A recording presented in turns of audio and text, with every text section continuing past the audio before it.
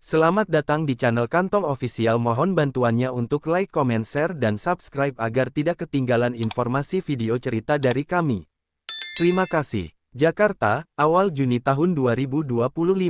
Langit mendung menggantung di atas Istana Negara ketika sebuah undangan khusus tiba di tangan Presiden Prabowo Subianto. Di balik sampul merah tua dengan lambang burung Garuda yang tercetak mewah, tertera tulisan tangan yang sangat dikenalinya. Lebih besar dari, kepada IT. Bapak Prabowo Subianto, harap bersedia hadir dalam pertemuan tertutup di kediaman Jalan Toku Umar, pukul 19. Megawati Soekarno Putri. Prabowo membaca berulang kali tulisan itu. Sudah bertahun-tahun sejak ia dan Megawati duduk bersama dalam suasana hangat.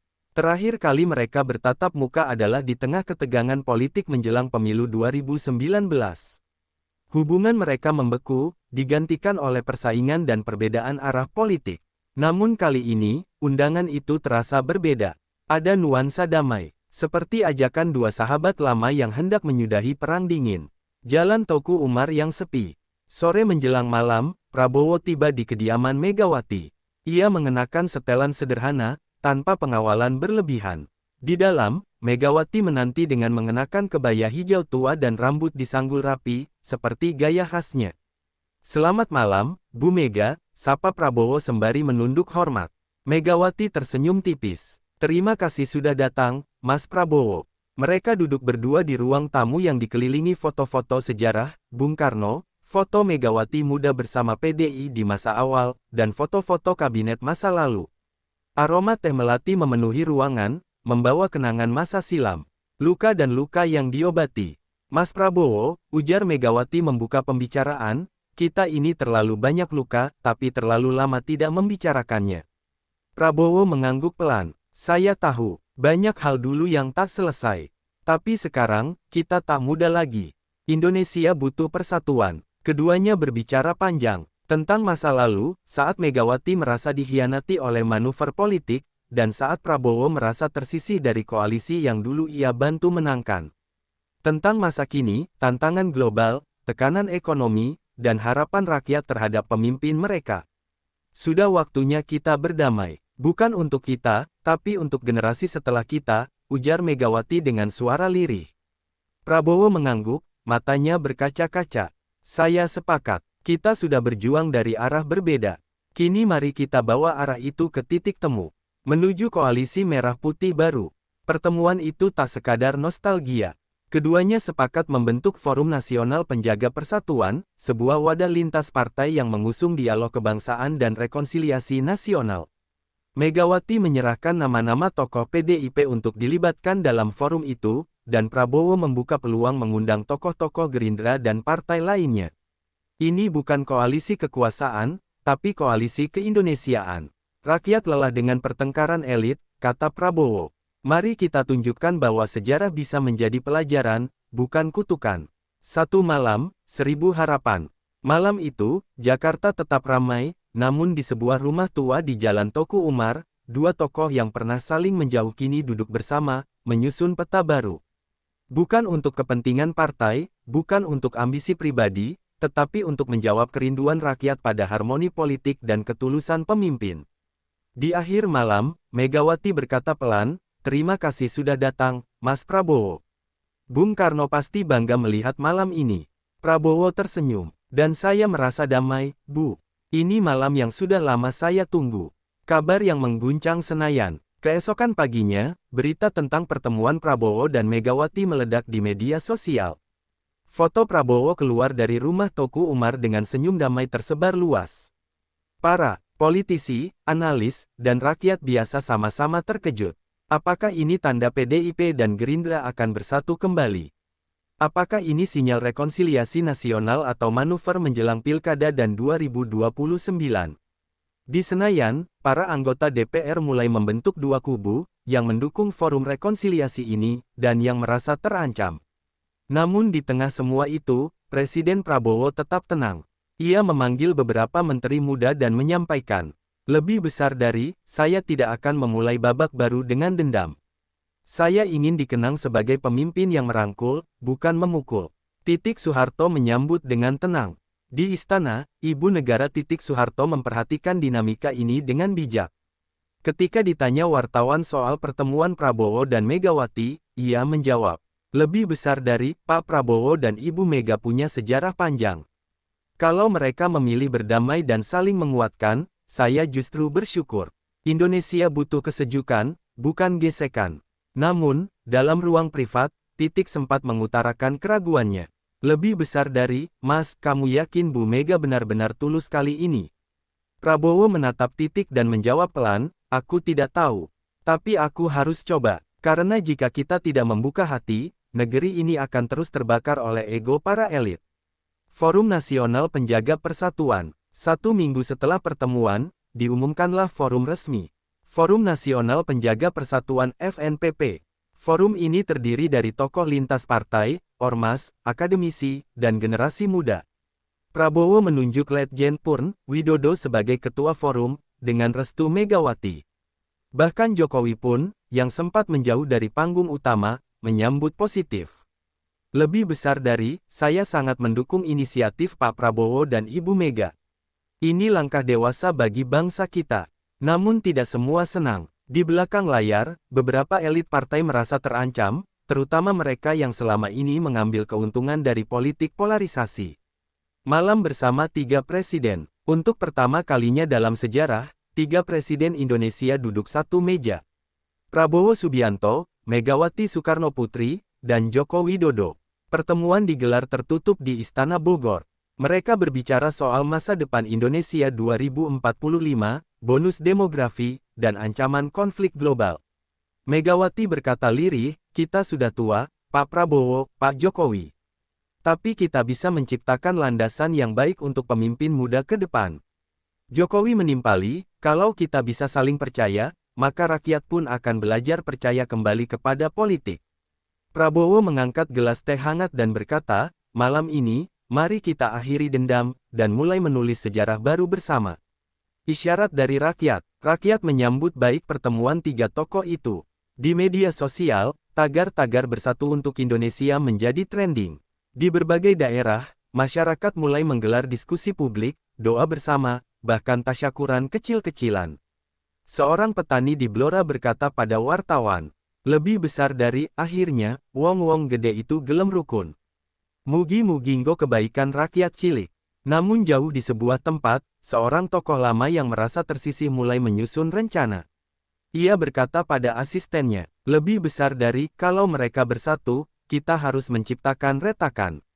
Indonesia ini belum siap terlalu damai. Siapakah tokoh ini, dan apa yang akan dilakukannya?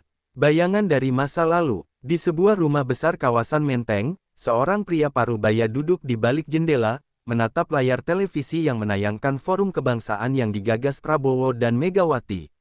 Pria itu adalah Tom Lembong, mantan pejabat era Jokowi yang sempat tersingkir dan kini merasa dirinya bisa kembali berperan. Ia berbicara pada seorang pengusaha muda di sebelahnya. Lebih besar dari, mereka pikir damai itu solusi. Padahal damai bisa juga menyembunyikan pengkhianatan. Kau lihat saja, ini hanya soal waktu sebelum mereka saling tusuk lagi. Tom lalu menghubungi beberapa tokoh muda dari partai oposisi. Ia mulai membangun poros baru, diam-diam. Target utamanya, menggagalkan rencana besar FNPP. Mega merasa diawasi. Beberapa hari setelah Forum Nasional Persatuan dideklarasikan, Megawati mulai merasa ada yang janggal. Informasi internal PDIP mulai bocor ke publik. Agenda rapat FNPP tiba-tiba dimanipulasi media sehingga tampak seolah forum itu hanya kedok kekuasaan baru Prabowo. Mega curiga, ada yang ingin menjatuhkan forum ini dari dalam, ucapnya kepada Puan Maharani. Puan menjawab, kita harus hati-hati, Bu. Banyak yang belum move on dari politik dendam. Megawati pun mengutus seorang loyalis lamanya, Pak Sidarto, untuk menyelidiki siapa yang mengacau dari balik layar. Soeharto mulai curiga. Sementara itu di Istana Merdeka, Ibu Negara Soeharto juga merasa gelisah. Prabowo semakin sering rapat dengan tokoh-tokoh lama PDIP dan beberapa mantan lawan politik. Suatu malam, ia bicara terus terang kepada suaminya. Lebih besar dari, Mas, jangan terlalu percaya dengan semua yang manis-manis. Politik itu bukan sahabat. Bu Mega bisa berubah, seperti dulu. Prabowo hanya memegang tangan istrinya dan berkata pelan, "Aku tahu kamu khawatir. Tapi aku lebih takut jika rakyat kehilangan harapan. Aku harus coba ini, walau risiko tinggi." Pidato pemersatu di Monas. Forum FNPP merencanakan agenda besar, pidato kebangsaan di Monas, dihadiri oleh Prabowo, Megawati, dan perwakilan generasi muda. Hari itu, puluhan ribu rakyat hadir. Bendera merah putih berkibar di antara lautan manusia. Prabowo berdiri di podium dan menyampaikan pidatonya. "Lebih besar dari, kita pernah bertengkar. Kita pernah saling menyalahkan. Tapi hari ini, kita tunjukkan bahwa Indonesia lebih besar dari dendam politik. Saya, Prabowo Subianto, dengan segala luka masa lalu, berdiri di sini untuk mengatakan Indonesia harus bersatu."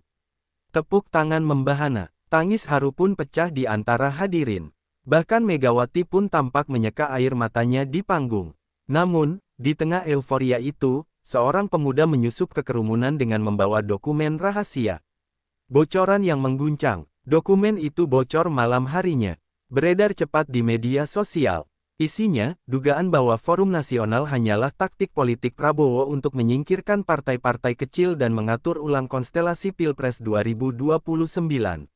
Salah satu nama dalam dokumen itu yang paling disorot, Puan Maharani, disebut sebagai kandidat yang akan dijegal.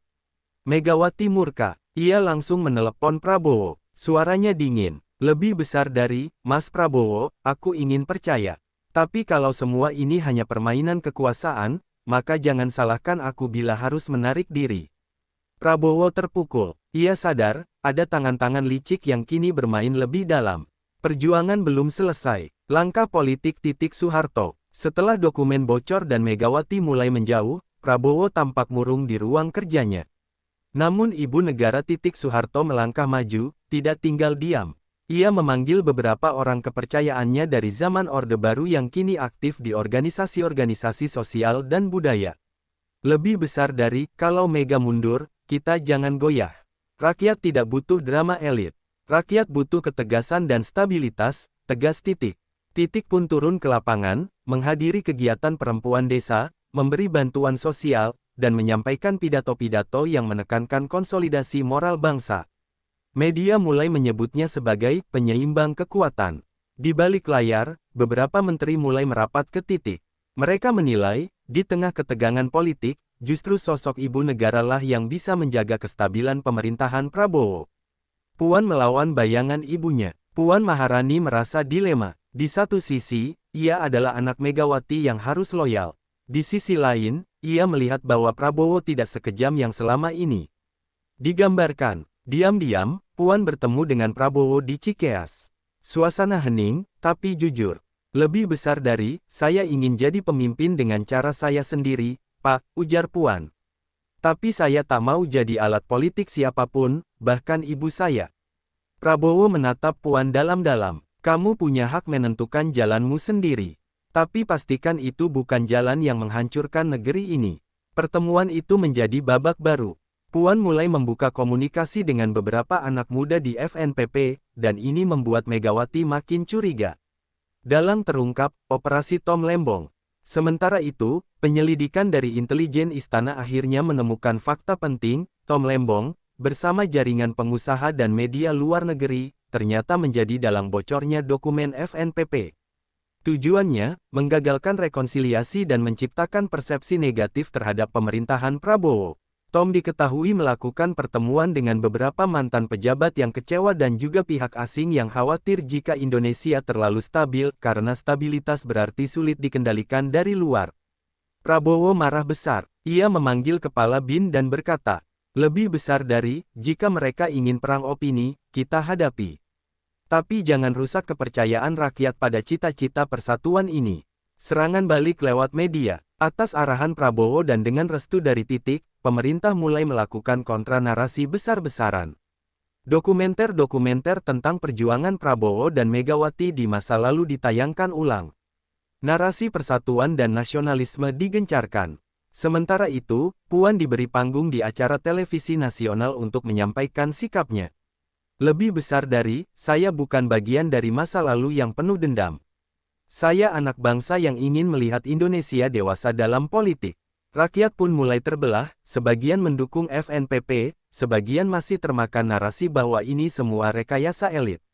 Namun yang paling menarik, Megawati kini menghadapi ujian dari dua sisi, Prabowo dan anaknya sendiri.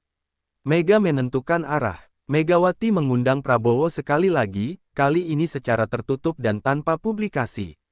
Mereka bertemu di rumah Megawati di Batu Tulis, Bogor, tempat Bung Karno dulu sering menyendiri. Mega menatap Prabowo tajam, lalu berkata, "Lebih besar dari, Mas Prabowo, aku bukan perempuan tua yang gampang digiring.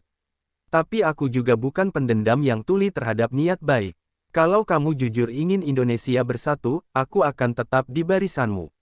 Prabowo tersenyum lirih. "Saya ingin rakyat tahu, bahwa kita masih bisa berdiri bersama di atas luka lama." Keduanya pun berjabat tangan, lebih kuat dari sebelumnya. Tapi di luar sana, badai belum reda. Karena kekuatan-kekuatan lain mulai menyusun strategi, termasuk tokoh-tokoh asing yang tak senang melihat Indonesia makin solid. Tekanan dari luar negeri. Beberapa minggu setelah rekonsiliasi antara Prabowo dan Megawati dikukuhkan, sinyal ancaman datang dari luar. Duta besar sebuah negara besar secara tiba-tiba memanggil Menteri Luar Negeri Indonesia dan menyampaikan nada peringatan halus. "Lebih besar dari, kami khawatir Indonesia sedang membangun kekuatan yang terlalu mandiri. Dunia butuh stabilitas, dan stabilitas tidak berarti isolasi." Laporan intelijen menyebut bahwa ada tekanan ekonomi tak langsung, penundaan investasi, kampanye negatif media asing, dan desakan IMF terkait pinjaman pembangunan. Presiden Prabowo menggelar rapat darurat terbatas. Di dalam ruangan, Prabowo menatap para menterinya dengan tegas. "Lebih besar dari, kalau kita digertak karena ingin bersatu, itu berarti kita di jalur yang benar. Tapi kita tidak boleh emosional. Kita harus cerdas, cepat, dan berdaulat." Soeharto bertemu para ulama. Di tengah tekanan internasional, Ibu Negara Soeharto melakukan langkah berani, ia mengunjungi sejumlah pesantren besar di Jawa Timur dan Jawa Barat. Ia berdialog dengan para kiai, mengangkat pentingnya persatuan nasional sebagai ibadah politik. Dalam sebuah forum santri di Tebu Ireng, menyampaikan pidato yang menyentuh. "Lebih besar dari, kalau para elit bersatu tapi rakyat tercerai, itu namanya sandiwara. Tapi jika dari rakyat sampai istana bersatu, itulah Indonesia sesungguhnya." Pidato itu viral. Banyak yang mulai melihat bukan sekadar ibu negara, tapi sebagai simbol keseimbangan kekuasaan. Puan vs elit PDIP. Di Jakarta, Puan Maharani menghadapi tekanan hebat dari internal partainya. Beberapa senior PDIP mempertanyakan kedekatannya dengan Prabowo dan menyebutnya tidak loyal pada garis partai. Namun Puan menegaskan, "Lebih besar dari, loyal pada ibu tidak berarti menutup mata pada realitas bangsa. Saya bukan pembelot. Saya hanya tidak ingin bangsa ini dipertaruhkan demi ego sejarah." Ucapannya terekam dalam rapat internal dan bocor ke media. Reaksi publik pun mengejutkan, banyak anak muda yang justru mendukung sikap Puan. Megawati akhirnya dipaksa untuk memilih, memarahi anaknya, atau mulai membuka jalan generasi dalam partai. Serangan siber. Tengah malam, sistem data nasional tiba-tiba mengalami gangguan besar. Server Kementerian Ekonomi, Pertahanan, dan Dalam Negeri disusupi. Semua jejak mengarah ke IP asing dari kawasan Eropa Timur dan sebagian dari Asia Timur. Kepala BIN melaporkan ke Presiden. "Lebih besar dari, ini bukan peretasan biasa, Pak. Ini percobaan sabotase. Mereka ingin melumpuhkan pusat kontrol negara." Prabowo segera mengambil alih koordinasi. Ia menunjuk Letjen Purn Widodo sebagai Kepala Satuan Siber Darurat Nasional. Dalam 48 jam, sistem dipulihkan. Namun pesan dari serangan itu jelas, Indonesia sedang diawasi dan diganggu. Pidato Prabowo di sidang istimewa. Dalam sidang istimewa di gedung DPR, Presiden Prabowo berdiri mengenakan jas hitam dan dasi merah. Dengan suara tegas dan mantap, ia menyampaikan pidato yang kini dikenal sebagai pidato kebangsaan abad ke-21. "Lebih besar dari, bangsa ini lahir dari perlawanan terhadap penjajahan. Kini bentuknya bukan lagi senapan, tapi sanksi ekonomi dan propaganda digital. Tapi saya katakan dengan lantang, Indonesia tidak akan tunduk.